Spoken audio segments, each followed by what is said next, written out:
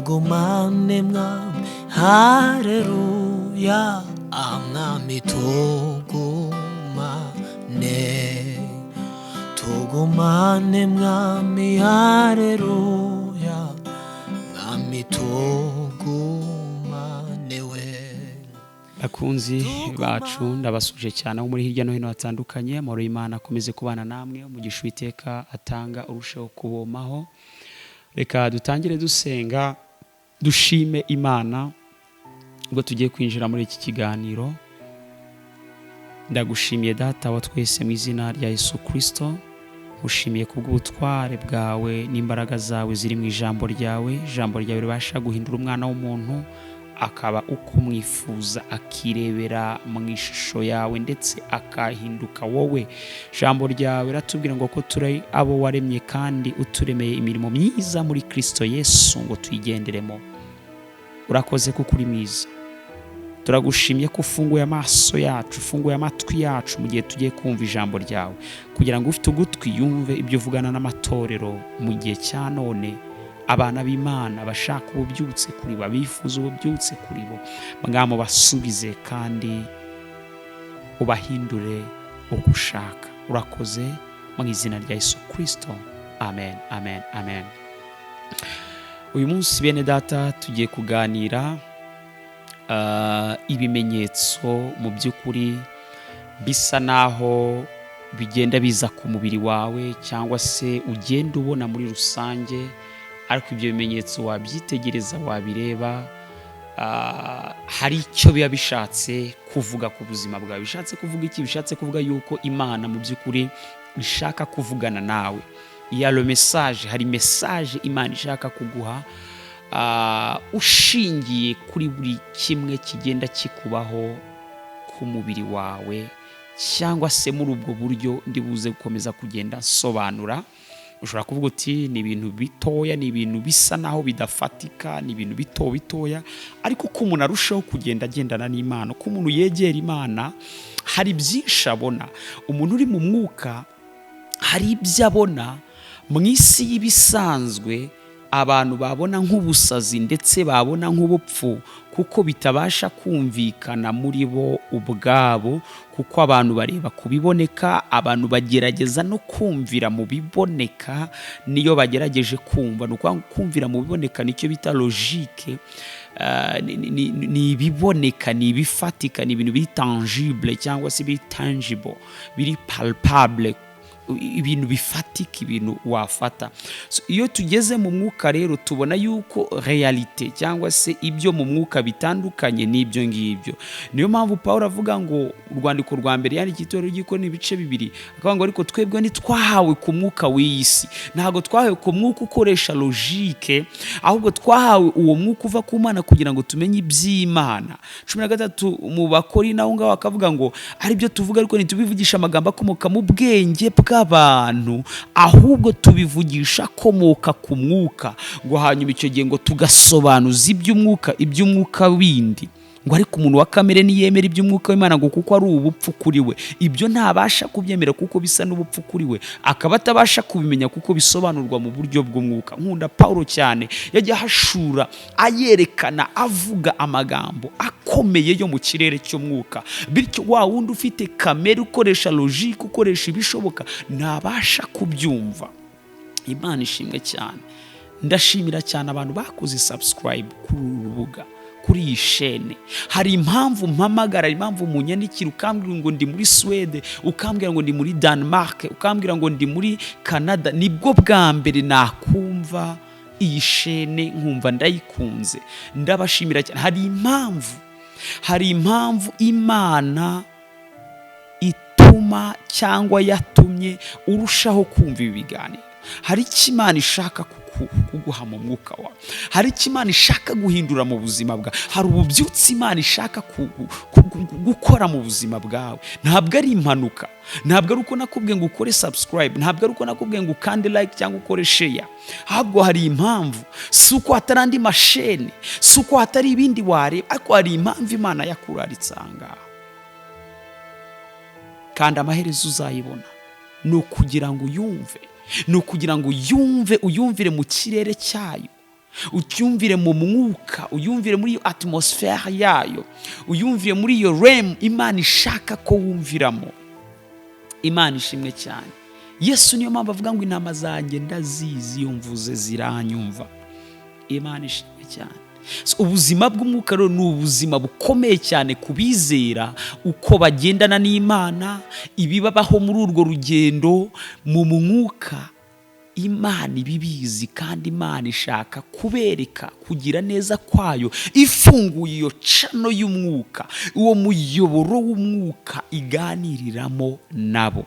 Benshi muri mwe ndabizi mwatangiye kugenda mugira iyerekwa ritandukanye, mwagiye mugira indoto zitandukanye, mwagiye mwumva ibiganiro mukumva n'ibindi ntababwiye, ahubwo Imana ikabafungura mukarushaho kumva n'ibindi, binyuze mu gufunguka k'umuyoboro wanyu mu mwuka, binyuze mu biganiro nk'ibi. Nakita ibintu bito bitoya, ariko Imana ni Imana ikorera mu bintu bito bitoya kugira ngo ikurure ibintu bigari. Kugera ku Mana bisaba step by step, paza pa, intambwe ku yindi, intambwe ku yindi. Imana ishimwe cyane. Imana rero ni Imana ikuyobora mu mwuka, igendera ku tumenyetso duto dutoya, ibintu bito bitoya. Imana ishimwe cyane. Now turareba rero ibyo bimenyetso nari maze kubabwira, turareba ibyo bimenyetso bisa n'ibigaragara ku mubiri, ariko byerekana yuko Imana ibiri kuvugana nawe, hari icyo Imana ishaka kuvugana nawe. Imana ishimwe cyane. Imana ishaka kuvugana nawe, ishobora gukorera muri detaye ntoya ntoya, le petit détail, small details. Imana yakorera ndetse inakorera rimwe na rimwe, inshuro zimwe na zimwe, mu tuntu duto duto. He's a God in small details. Ni Imana ikora ku bintu bimwe na bimwe utitaho. Bibiliya iravuga ngo n'imisatsi yo ku mutwe wanyu yarayibaze. Birikavuga ngo nabaciye nk'uca imanzi mu biganza. Iyi mirongo yo mu biganza Imana irayizi. Imana izi umusatsi wawe, ingano yawo, wowe nubwo utawitaho. Izi ngano y'ubwanwa bwawe, izi ngano yabiri imisatsi yawe yose iri kuri wowe, ititaye kuho yabiri hose, ipfa kuba ari imisatsi yameze kuri wowe. Imana yitaye kuri buri detail yose. Uhereye ku misatsi yo mu mutwe, yo ku mutwe wanyu, Imana yarayibaze, irayizi. Izigiye inzara zawe zikurira, izigiye amano yawe akurira, izigihe ibitsike byawe byo ku maso bikurira, izigihe les cils et les sourcils ziza, bita eyelashes, utu tuntu two ku maso dutangira ibyuya, dutangira iki. Iyo misatsi yose Imana irayizi. Imana ishimwe cyane. Imana ishimwe cyane. Ni Imana yita kuri buri kimwe cyose. Iyo witaye ku by'Imana, kuyimenya muri ubu buryo ngiye kuvuga bwerekeranye n'uburyo buri detaye, uburyo buri detaye wumviramo Imana, ukumviramo gukomera kw'Imana, ukumviramo guhambara kw'Imana mu buryo bukomeye cyane. Yaratangaye cyane yo bibice 4 umurongo wa 15. Bibiliya itwereka urundi rugero ruto rw'imbaraga z'Imana mu mwuka. Yo bice 4 umurongo wa 15 biravuga ngo maze umwuka mpita imbere, umusatsi unyorosoka ku mutwe. Nuko ngo mu gihe yumvisha umusatsi umworotse ku mutwe, worosotse ku mutwe, umusatsi uvuye ku mutwe wa Yobu, ngo yahise yumva ko ari umwuka uciye imbere we. Yobu bice 4 umurongo wa 15 avuga ngo maze umwuka mpita imbere, umusatsi unyorosoka ku mutwe. Ngo arahagararaho, ngo ariko nyoberwa uko ishusho ye isa, ngo imbere y'amaso yanjye ngo hari ikintu, habaho ituze, maze numva ijwi rivuga. Imana ishimwe.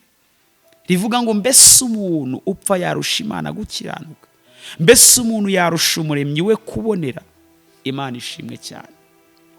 Uruba mbere yo kugendererwa k'uyu mugabo witwa Yobu, hari ibimenyetso, physical signs, hari ibimenyetso yiyumvishijeho physique, ya lesinye physique, hari ibintu yiyumvisheho, ariko abihaye agaciro, amenya yuko il y a quelque chose qui s'était en train de se passer.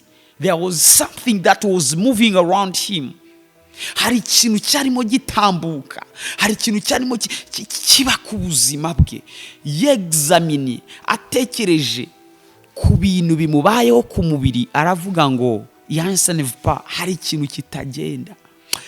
Peut-être que hari message Imana ishaka kuma, abirebeye ku bimenyetso by'ibifatika, yumva umwuka umworosotse ku mubiri. Imana ishimwe cyane. Now tugiye muri ibi bimenyetso, turaza kubireba byerekana yuko mu by'ukuri Imana iba irimo iravugana nawe. Nubona ibimenyetso ku mubiri wawe, nubona ibimenyetso dukurikije ibyanditswe turimo turabona, ntubifate nk'ubusa, ntubifate imenenembwe, wa mugani w'Abarundi, do not take it for granted. Ntubifate nk'ubusa. Hari icyo Imana ishaka kukubwira, wowe ufite ugutwi kumva ibyo mwuka. Imana ishimwe cyane. Reka tujye ku kimenyetso cya mbere. Hari ikimenyetso cyo kubura ibitotsi. Ubifata nk'ibintu bisanzwe, birashoboka mu buzima bwawe, ariko tugiye kureba ibyerekeranye no kubura ibitotsi, ariko muri ubu buryo bw'Imana ishaka kukubwira. Si uko ushobora kubura ibitotsi mu buzima busanzwe bitewe n'umunaniro n'ibindi, gukora ibindi bintu bigiye bitandukanye, wenda wabuze ibitotsi wanyweye amakofi n'ibindi bitandukanye, ariko hari ukubura ibitotsi ko kuvugana n'Imana. Turasoma muri Esiteri ibice 6. Biravuga ngo iryo joro umwami abura ibitotsi, umwami amenya ko Moridekayi ari we wamuburiye. Esiteri ibice 6 umurongo wa mbere avuga ngo iryo joro umwami abura ibitotsi, niko gutegeka ko bazana igitabo cy'ubucurabwenge bagisomera umwami. Basanga byaranditswe yuko Moridekayi ari we wareze abagabo babiri bo mu nkone z'umwami zarindaga irembo, Bigitani na Tereshi. Matayo ibice 26 umurongo wa 40, Bibiliya iravuga ngo agarukaho abigishwa bari, asanga basinziriye, abaza Petero ati harya nimubashije kubana amaso nanjye isaha imwe? Mube maso musenge mutajya mu moshya, umutima ni ukunze ariko umubiri ufite intege nke. Yongera kugenda ubwa kabiri arasenga ati data, niba bidashoboka ko iki kindenga, ngo kereka nkinywereyeho, ibyo ushaka bari byo biba. Yongeye kugaruka asanga basinziriye kuko amaso yabo yari aremereye. Amaso yabo aremereye. Arongera abasiga aho, aragenda asenga ubwa gatatu, avuga amagambo amwe n'aya mbere, maze agaruka aho abigishwa bari, arabwira ati musinzire noneho muruhuke, dore igihe kirenda gusohora, umwana w'umuntu agambanirwe mu maboko y'abanyabyaha. 46 nimubyuke tugende, dore ungenza ari hafi. Barimo bagira ibitotsi bitandukanye mu buryo butandukanye, ariko kubura ibitotsi ni kimwe mu byerekana yuko hari ukugenderwa kudasanzwe. Umwami wacu Yesu Kristo yabuze ibitotsi iryo joro, arasenga. Hari ingingimira yari afite, hari igikombe cyari kimushyizwe imbere, yabonaga ibintu bidasanzwe, yabonaga ibintu bidasanzwe. Hari igihe Imana ikubyutsa kugira ngo usenge, hari igihe Imana ikubyutsa kubw'umukoro, kubw'ikigushyizwe imbere, kubw'umurimo uri imbere ukananirwa gusinzira, kubw'ibibazo ukeneye gusengera mu buzima bwawe, kubw'uko ukeneye gusengera umugabo wawe, kubw'uko ukeneye gusengera umugore wawe, kubw'uko ukeneye gusengera urugo rwawe, kubw'uko ukeneye gusengera amashuri yawe, kubw'uko ukeneye gusengera visa yawe, kubw'uko ukeneye gusengera bya byifuzo bisanzwe, kuko ni God in all details. Ni Imana yo muri petit detail, no mu madetaye mato matoya, no mu madetaye mato mato igeramo. Ikeneye guhindura ubuzima bwacu n'ubuzima bw'imibereho yacu bwitaho. Ari abantu bigumisha mu mwuka gusa, ariko no mu mubiri nawe igeramo. Iravuga ngo muyikoreze amaganya yanyu yose kuko ariyo yita kuri mwe, niko Bibiliya ivuga. Imana ishimwe cyane, Imana ishimwe cyane. Kubura ibitotsi bya Yesu Kristo, hari icyo yarebaga imbere, hari icyo yabonaga, yari yabuze ibitotsi. Imana ishimwe cyane, Imana ishimwe cyane, Imana ishimwe cyane. Arabwira ngo musinzire noneho muruhuke, dore igihe kirenda gusohora, umwana w'umuntu agambanirwe mu maboko y'abanyabyaha. Ikimenyetso gikomeye kubura ibitotsi. Ikimenyetso cya kabiri turimo turaganira kuri ibimenyetso bitandukanye biba ku mubiri w'umuntu ariko byerekana yuko Imana irimo iravugana nawe, Imana iri kuvugana nawe. Ikimenyetso cya kabiri ni ugushira kw'inzara. Ubundi inzara imarwa n'ibiryo, imarwa n'ibiryo. Gushira kw'inzara ni kimwe mu bigaragaza yuko Imana irimo iravugana nawe. Gushira kw'inzara, wari ufite inzara, inzara irashize.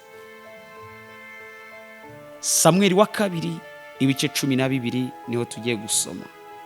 Samweli wa kabiri ibice 12 umurongo wa 21. Igice nkunda cyane gihishura amagambo akomeye cyane. Biravuga ngo maze abagaragu be baramubaza bati ibyo ugize byo ni ibiki? Wirije ubusa uririra umwana akiri muzima, ariko none umwana amaze gupfa urahaguruka ujya kurya. Byarabatangaje cyane. Arabasubiza ati umwana akiri muzima niyirije ubusa ndira, kuko nibwiraga nti ntawe ubizi, ahari Uwiteka yangirira imbabazi agakiza uwo mwana. Ariko none amaze gupfa ndiyiririza iki ubusa? Mbese nabasha kumugarura? Nzajya aho ari, ariko we ntabwo azagaruka aho ndi. Umva amagambo umubyeyi ari kuvugira ku mwana. Uyu ni umugaragu w'Imana Dawidi, yari umwami wa Isirayeli. Aya magambo arayavuga ari umwami. 23 w'igice cya kabiri cya Samweli ibice 12 aravuga ngo ariko none amaze gupfa ndiyiririza iki ubusa? Mbese nabasha kumugarura? Nzajya aho ari, ariko we ntabwo azagaruka aho ndi.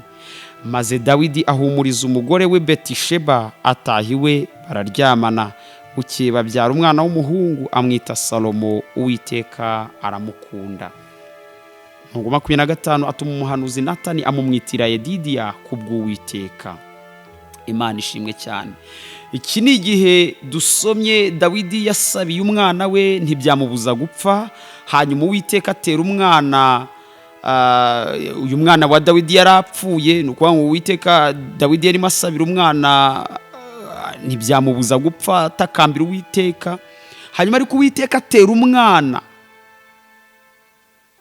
Uriya yabyaranye na Dawidi, araremba cyane, ariko birangije arapfa. Biratwereka iki? Turi ku kimenyetso cya kabiri, gushira kw'inzara. Dawidi yashize inzara, ariko mu cyitwa transition, harimo transition cyangwa se hari inzibacyuho yo kuva mu kwisonjesha. Niko abarundi babyita ngo kwisonjesha cyangwa se kwiyiriza. Kuva mu kwiyiriza usingira mu kurya. Dawidi yaragurutse ararya abonye ko umwana wapfuye. Mu yandi magambo icyo yari yiyiririje birarangiye. Imana yemeye ko apfa, ariko imushumbishije uwitwa Yedidiya Salomo. Hari icyo Imana iri guhishura hagati yo gusonza ndetse no kwinjira mu kurya. Mu yandi magambo igikuyeho kwiyiriza ni igisubizo Uwiteka atanze, ari cyo kurya. Ariko kurya hari igisubizo kibonetse, ariko kibonetse mu buryo bw'Uwiteka. Ndagira ngo munyumva aha ngaha, mu gihe cyose wiyirije, hagati yo kwiyiriza no kurya, hagati yo kureka kwiyiriza ahubwo ukinjira mu kurya, nuko hari igisubizo giturutse ku Uwiteka kigomba kuboneka. Nuko ngo inzara igomba kumarwa n'igisubizo giturutse ku Uwiteka. Wakagombye kujya kurya, hari igisubizo giturutse ku Uwiteka. Gushira kw'inzara aricyo kimenyetso turimo turareba cya kabiri, kugomba kubisikana no kurya, ariko biturutse ku kimenyetso cy'Uwiteka ukarya. Mu yandi magambo ufite icyo uri kuriraho. Sinzi niba byumvikana ibi bintu. Aha niho Imana inamuhishuriye izina rikomeye rya Salomo. Abantu benshi ntabwo barizi, ariko burya Salomo ni izina Dawidi yise umwana we wa kabiri, ariwe witwa Salomo. Yari yabyaye kuri Batisheba, ko Batisheba ni wa mugabo Dawidi yatumye ku rugamba. None uyu witwa Batisheba ni umugore we. Mu yandi magambo, Uriya Dawidi amaze kumwohereza ku rugamba apfiriyeyo, Dawidi yari yaryamanye n'umugore we witwa Batisheba, ariwe witwa Uriya. uyu muka Uriya rero umugabo we Uriya yoherejwe ku rugamba. Dawidi yihengetse n'uyu mugore amubyayeho umwana, ariko umwana wa mbere arapfuye. Habyara umwana wa kabiri ariwe mwana witwa Salomo, ariko Uwiteka ntiyakunda ko akomeza kwitwa gutyo, amumwitira, atuma umuhanuzi Natani kugira ngo amumwitire. Imana mu yandi magambo yohereza umuhanuzi wayo witwa Natani. Muramwibuka, uyu muhanuzi yagiye ahanurira Dawidi inshuro nyinshi, ariko Uwiteka aramutumye aramubwira ati uwo mwana wa kabiri yabyaye umwite Yedidiya. Ku murongo 25 uko Bibiliya ivuga ngo atuma umuhanuzi Natani amumwitira Yedidiya kubw'Uwiteka. N'abantu bajya bita Yedidiya bakamwita umukobwa. Ari abakobwa bitwa ba Yedidiya, ariko Yedidiya mu by'ukuri Yedidiya ni izina ry'abahungu. Ni izina Salomo Imana yamuhaye binyuze mu muhanuzi witwa Natani. Natani yari umuhanuzi w'ikimenywa na bose. Hanyuma rero Imana biba ngombwa yuko imunyuramo, iramubwira ati rero umuhungu wanjye Dawidi yabyaye umwana, ariko ugenda umubwire ati ngewe mwise Yedidiya. Yedidiya ni ijambo ry'Igiheburayo, izina ry'Igiheburayo risobanura ngo ukunzwe n'Uwiteka, uwishimiwe n'Uwiteka. Yedidiya, ukunzwe n'Imana, ukunzwe n'Uwiteka, ugira igikundiro mu maso y'Uwiteka. Ntiwari ukwiye gukundwa bitewe na circonstance cyangwa se na situation, n'ubuzima n'ibihe wavutsemo, n'uburyo wavutsemo abo babyeyi bakoze ibyo, ariko nge ndagukunze. Ntiwari ukwiriye, ariko nge ndagukunze. Nguko uko Imana yadukunze tutari dukwiriye. Imana iradukunda. Imana ishimwe cyane. Imana ishimwe cyane. Bamwe tugira abavuga butumwa, abandi tugira abahanuzi, abandi tugira abandi intumwa, abandi irabatuma bajya mu mihana, bajya kubwiriza, bagira uteba, bavuga butumwa. Imana umuntu akareba ugasanga ntiyarakwiriye uwo muntu, nakwiriye n'ibyo bintu, ariko Imana ikaguhindura undi muntu, ikaguha amagambo yawe, ikagukomeza, kandi ikigaragaza yuko yaguhamagaye nuko iguha amagambo atandukanye nayo yahaye kanaka na kanaka, ariko byose bigakorera hamwe mu kungana cyangwa se mu gushyigikira ivugabutumwa. Ariko yaguhamagaye mu buryo bwawe, igomba kuguha ikimenyetso, igomba kugukoresha mu buryo bwawe, kuko yaguhamagaye. Imana ishimwe cyane. Ntiwari ukwiriye, ntibyasaga nkaho bikwiriye, ariko kubw'urukundo rw'Imana no gutoranya n'Imana, Imana yemera ko ugenda ukabikora gutyo. Ababibona barana bidakwiriye, ababyitegereza barana ko bitagukwiriye, ariko Imana mu mikorere yayo, mu buryo, kuko Imana ntireba nk'abana b'abantu, imikorere yayo yakoze, uburyo irebamo ibintu ni uko nguko nyine, ntago wabihindura. Ntawumva Salomo ni umwana uvutse kuri Dawidi. Dawidi yicishije umugabo umurinda, agiye gusambana n'umugore we. Mwumva imitoranirize y'Imana, imikorere y'Imana. Amushoye ku rugamba ngo apfe, agaruke aryamane n'umugore we. Hari icyo tuzigaho cyitwa gutoranywa n'Imana, bitandukanye n'ibyo abantu bashobora gutekereza. Imana ihamagara umuntu ikamutoranya, yarangiza ikamwiyegereza, yarangiza ikamuhindura, akayinanira, akagira ute, ikamugumaho, ikamucura uko ishaka, kandi bikarangira abaye umuntu w'Imana mu buryo Imana ishaka. Imana ishimwe cyane. Tuzaganira iyo kintu, ni ingingo ikomeye cyane yo mu mwuka, ikomeye, gutoranywa n'Imana. Imana ishimwe cyane. Ntabwo imitekerereze y'Imana ihwanye n'iy'abana b'abantu. Uko abantu batekereza ibintu byose byo mu buryo bw'ubumana, si Imana bisaba kugira ngo ubashe kubona ibintu nk'uko Imana ibibona, bisaba yuko ugira imitekerereze y'ubumana. Niyo mpamvu Bibiliya ivuga ngo ariko mufite gutekereza kwa Kristo, dufite gutekereza kwa Kristo. Yesaya 55:8 Bibiliya ivuga ngo erega ibyo nibwira si byo mwibwira, ngo kandi inzira zanyu si zimwe n'izanjye, ni Uwiteka avuga, ngo nk'uko ijuru risumba isi, niko inzira zanjye zisumba izanyu, n'ibyo nibwira bisumba ibyo mwibwira. Tekereza ibyo wibwira, yibwira, utekereza ibyo yibwira cyangwa ibyo wibwira ko yaba yibwira, ukavuga ati ariko Imana yakagombye kujya ibikura gutya, uri gutekerereza Imana. Birasaba kubanza kumenya uko itekereza kugira ngo ubashe kugira nawe uko watekereza. Nibyo binaniye abafarisayo, nibyo batari kumva. Imana ishimwe cyane. Izi nzira zayo twari ku ngingo ya kabiri ivuga gushira kw'inzara. Gushira kw'inzara kubisikana n'amasengesho cyangwa se n'igihe cyo kwiyiriza, inzara igashira. Imana yamuhishuriye izina rya Salomo ko yitwa Yedidiya.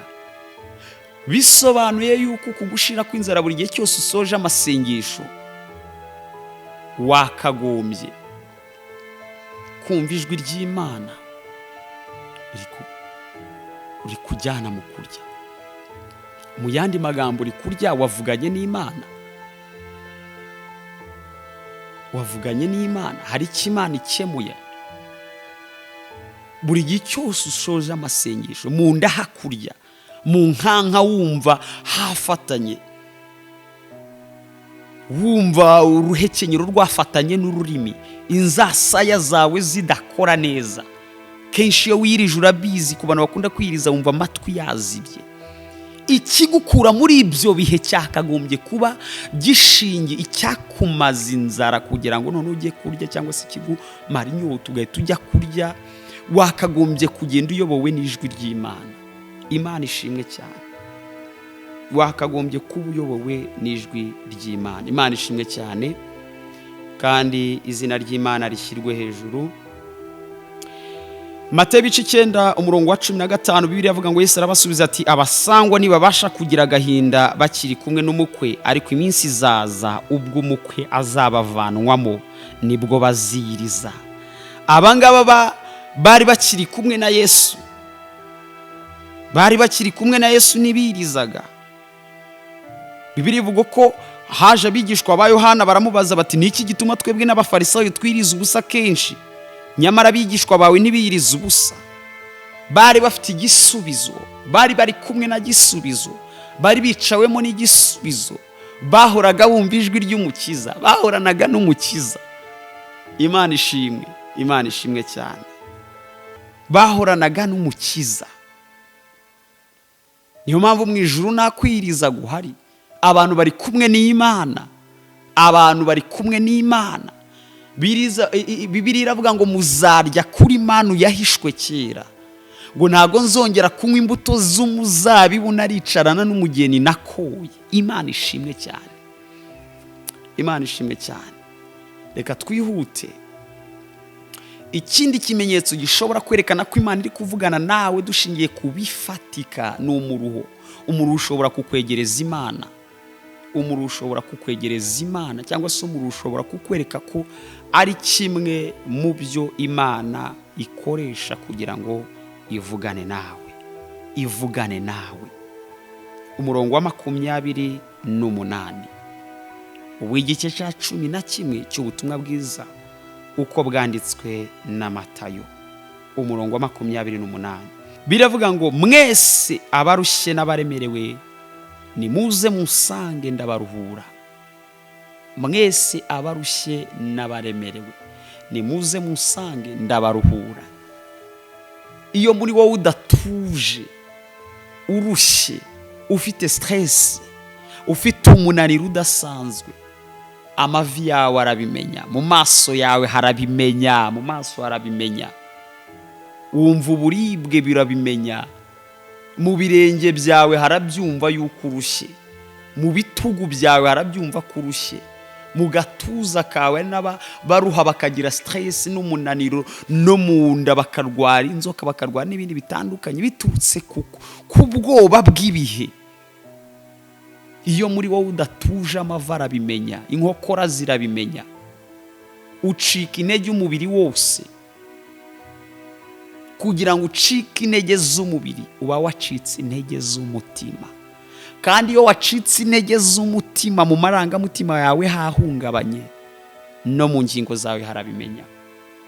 Ukabona umuntu w'umugabo, umusore umugabo w'igikwerere rwose, umugore ushyitse, umukobwa ushyitse, arimo aragenda atayanjwa, ukamusomamo ibibazo. Umubyeyi ukabona amava arasukuma, si uko ananiwe inyuma gusa, muhuye ubona agenda yahagira, yicara, yibaza ibibazo, yiganiriza, agenda yivugisha mu nzira. Si uko ananiwe inyuma, nuko byahereye imbere. Iyo bitari umunaniro usanzwe w'inyuma, kuko nawe ubaho.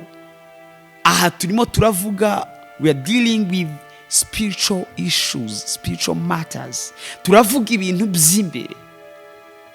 Umunaniro niyo Yesu avuze ngo mwese abarushye, baruhijwe n'ibintu bitandukanye, baruhijwe n'amategeko n'ibintu byinshi cyane bibagoye, bibavunnye umutima, bizagenda gute? Ejo hahatse iki? Ese agakiza n'impfa nzajya he? Baribaza ibibazo byinshi. Aravuga ngo mwese abarushye n'abaremerewe, nimuze musange ndabaruhura. Umunaniro ni kimwe mu bintu bigaragaza ko Imana ishaka kuvugana nawe. Irashaka kukubwira ngo urarushye, ni njye nkeneye kukuruhura. Urarushye, ni njye nkeneye kukuruhura. Wikoreye umutwaro, Imana irakuruhura. Ufite ibibazo byahingutse inyuma, ni ukeneye kukuruhura. Ko umuntu w'umusore w'ijéant cyangwa umukobwa munini géante araho arimo aragenda, ariko mu gahuru ukabona yacitse intege, ukamusomamo ibibazo ukabona aratayanjwa, nta mbaraga afite, ararushye. Hari igihe umuruhu utunguka inyuma, urarushye, uraremerewe. Reka Yesu akuruhure, emerera Yesu akuruhure, ubuzima bwawe akuruhure. Hari igihe bimwe na rimwe ibyo bimenyetso biza, Yesu akaba ari ukumara imvune zo mu mutima n'imvune zo ku mubiri. Reka nsoreze ku kimenyetso cya nyuma. Ikimenyetso cya nyuma, twari tumaze kureba ibimenyetso bitatu, turasoreza ku kimenyetso cya kane. Ikimenyetso cya kane cyerekana yuko Imana iri kuvugana nawe. Niwumva cyangwa nubona iki kimenyetso, ntiwinangire umutima. Ni ikimenyetso kigaragara ku mubiri wawe, amavi yawe akakurya, amagufa yawe akakurya, amagufa akakurya rwose, ukumva ingingo ziracikaguritse, amagufa akakurya. Reka dusome muri Bibiliya, Zaburi ya 32. Turasoma Zaburi ya 32, duhere ku murongo wa mbere. Ni Zaburi ya Dawidi, ni indirimbo yahimbishijwe ubwenge.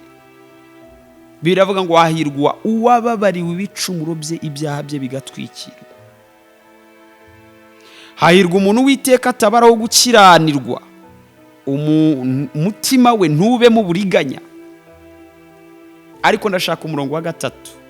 Ngicecetse amagufa yanjye ashajishwa no kuniha kwanjye umunsi ukira. Ngicecetse amagufa yanjye ashajishwa no kuniha kwanjye umunsi ukira. Amagufa ashajishwa, ukumva aha niho mu Kinyarwanda bavuga ngo intege zibaye inteja. Ku murongo wa 4 w'igice cya 32 cya Zaburi aravuga ngo ngiceceka amagufa yanjye ashajishwa no kuniha kwanjye umunsi ukira, kuko ukuboko kwawe kumanywa na nijoro kwandemereraga, ngo ibyuya byanjye bigahinduka nk'amapfa yo mu cyi. Ibyuya byanjye bigahinduka nk'amapfa yo mu cyi. Uyu muntu turabona ko ananiwe, ageraho azana n'ibyuya. Amavi ye cyangwa se amagufa ye yashaje. Uyu muntu arananiwe. Turi ku bimenyetso nk'uko mubibona kuri iyo foto by'umubiri, ariko bishobora cyangwa se bigaragaza ko rimwe na rimwe Imana igivuga inyuze no muri ibyo bimenyetso, bya bindi abantu babona ko ari ibidasanzwe cyangwa se ari ibisanzwe, ariko bikaba atari ibidasanzwe. Imana ishimwe cyane. Nubona ibyo bimenyetso ntuzajye ubyirengagiza. Cyane cyane ibi ni ibintu bireba abantu bari mu rugendo rwo kumenya Imana kandi bakunda Imana amanywa na nijoro. Ntibiringira ikintu icyo ari cyo cyose kiri kuba aux alentours yabo cyangwa se all around them, aho hose. Ikintu cyose cyabamenyesha ko Imana yavugana nabo mu buryo bwose. Ibi bitwereka iki bene data? Bitwereka yuko nta limite, nta mbogamizi, nta limite, sinzi ukuntu nabivuga, nta limitation, nta rutangira iriho itagaragaza yuko Imana yavugana n'umuntu. Do not limit yourself. Ntukilimite mu kuba wakumva Imana, kuko ni Imana ishobora gukoresha detaye nto bitoya. Birashoboka ko wagiye wibona ibimenyetso cyangwa se ugiye gutangira kwibona ibimenyetso. Ushobora gusenga Imana, ushobora kumenya yuko ubura ibitotsi, ariko ibyo bitotsi bidaterwa n'umunaniro. Birashoboka ko ari byaterwa n'umunaniro, ariko ari bitotsi, kubura ibitotsi ko mu buryo bw'ubumana. Kabiri, gushira kw'inzara, twabisobanuye. Ikimenyetso cya gatatu, umuruhu ushobora kukwegereza Imana, twabibonye. Ikimenyetso cya kane ni igihe hariho kuribwa mu magufa, n'uru rwuya rwinshi rushobora kuza ku buzima bwawe. Ndagushimiye Jehova nisi, Jehova Rafa, El Shaddai, Imana ikiza indwara, El Shaddai, Imana ikomeye. Uri ibyiringiro byanjye, uri amahoro yanjye. Sengeye umuntu udukurikiye, wari uduteze amatwi uyu munsi, nona afungura ikiganiro. Urakoze ko wamuraritse kukurikira ibiganiro. Urakoze ko wamuraritse, wamutoranije kera kugira ngo abe umwana wawe, akurikira inzira yawe.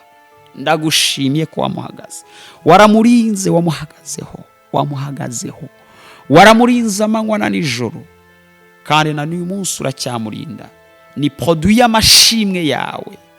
Ntabwo yari azi ko azabageza uyu munsi, azaba ariho, ariko wabanye nawe, wahagararanye nawe, waramurebye, waramwitegereje mu mabyiruka, uramuzi. Mukomereho Yesu, murinde, umwambike imbaraga. Birashoboka ko yahuye n'izi ngero zitandukanye z'ibyamubayeho, akabona yuko wamushakaga. Reka kwitaba uhereye nonaha. Imbaraga zawe n'umucyo wawe mwinshi urasire mu buzima bwe. Umuntu udasanzwe agengwe nawe, umuyobore mu nzira yo gukiranuka, amenye ijambo ryawe, asobanukirwe n'agakiza watanze igorogota. Ntama w'Imana ukuraho ibyaha by'abari mu isi, umwishure binyuze mu ijambo ryawe. Akunda ijambo ryawe, arisoma uhereye none. Azahura nawe kandi mu nyigisho z'agakiza, ubwo tuzaba tuzitangira, tuzinjiramo. Ufungura umutima we.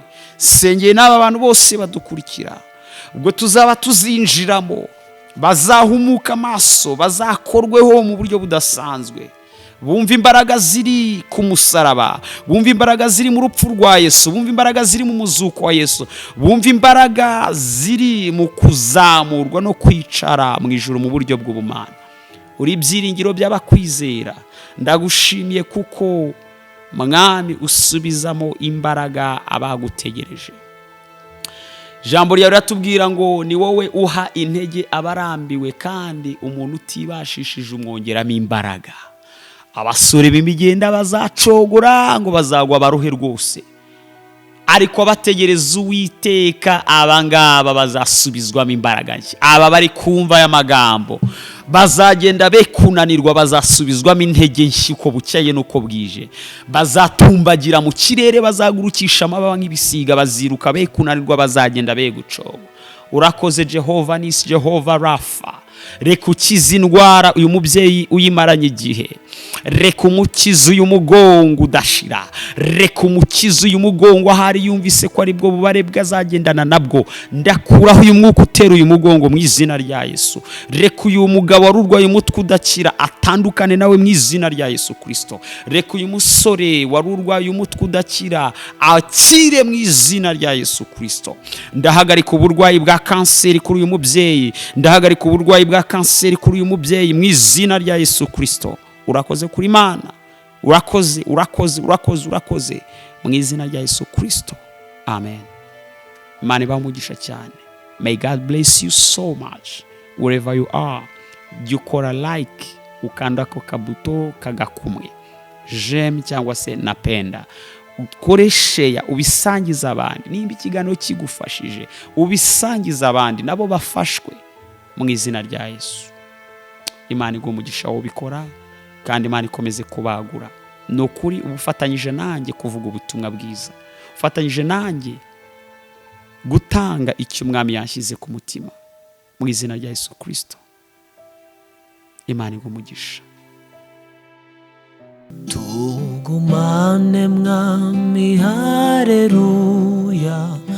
Mwami tugumane we, tugumane Mwami, haleluya. Mwami tugumane, tugumane Mwami, haleluya. Mwami tugumane we, tugumane Mwami, haleluya. Mwami tugumane.